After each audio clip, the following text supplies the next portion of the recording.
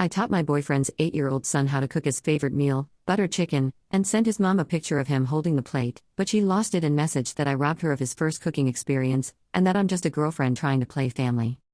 Posted by you/sad_active8131. I, 27F, just made this account to ask a question before my boyfriend comes home and we talk.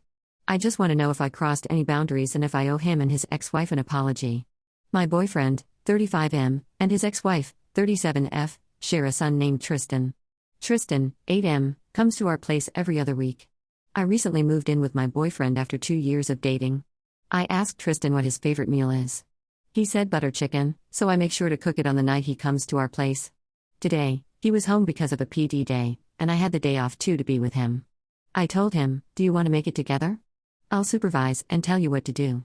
It'll be fun." So we prepared rice and butter chicken together. He was so proud of himself.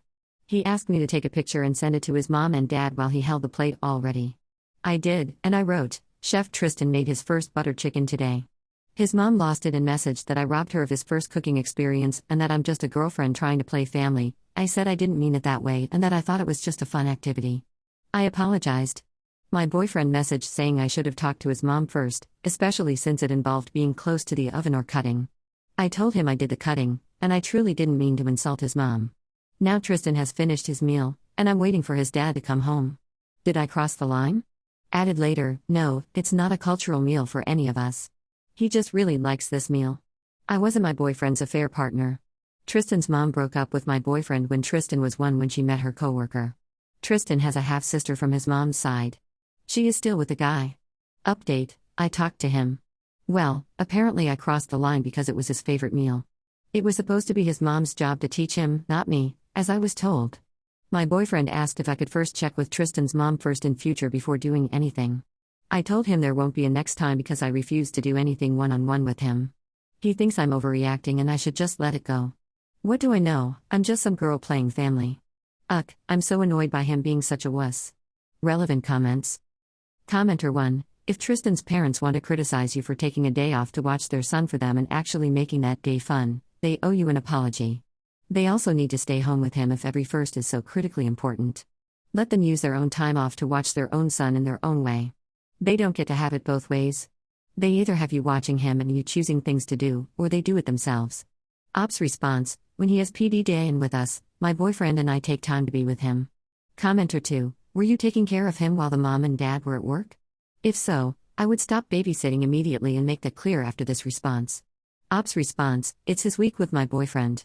His mom is a stay-at-home mom. Commenter 3, I don't have kids, so maybe I'm missing something, but is cooking their first meal with some assistance that big of a deal that a grown woman needs to throw a tantrum? Some things I can understand feeling like, nope, step-parents should not take that opportunity from the actual parents. But cooking? Something, by the way, his mother could have done with him a million times over but never actually did? I will say though, that the real issue here is your partner not taking your side. At the very least, he should have calmed her down and had a conversation with her about it, and also about how she spoke to you. Either way, if I were you, I'd cut contact with her for now and let your partner and him do the communicating until things settle. Ops response, I don't have any kids, so this was new to me. Commenter 4, you didn't mean any harm. It was sweet, but involving Tristan in something his mom sees as a first crossed a boundary. A quick apology and telling her it was just for fun should fix it. Next time, check with both parents first. Ops response, well, apparently I crossed the line because it was his favorite meal. It was supposed to be his mom's job to teach him, not me, as I was told. My boyfriend asked if I could first check with Tristan's mom first in future before doing anything. I told him there won't be a next time because I refused to do anything one-on-one with him. He thinks I'm overreacting and I should just let it go. What do I know? I'm just some girl playing family. I'm so annoyed by him being such a wuss. Commenter 5, was there any other option but you staying home? Just wanting to check that you're not being treated as a babysitter. Being a step-parent is hard, and you facilitated an activity to support the rapport between you and your stepchild, and it sounds like he had a great time and made something he was proud of.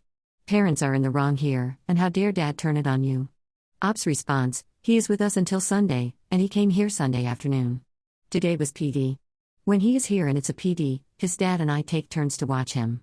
He took a day off last time, so this time it was my turn. I just posted an update in the original post. I'm officially refusing to get involved in anything related to their son from now on. Commenter 6, you're overreacting? And their insane response is not an overreaction? Ask her every time you do anything? This is too much, and I'd be seriously considering if I wanted to stay with a man who let his ex speak to me that way, especially when I was doing the both of them a favor by watching their kid. He needs to grow a pair and stick up for you, or I'd be gone. You don't need this drama. Op's response: yeah, I'm the one overreacting. I dropped the towel, buddy.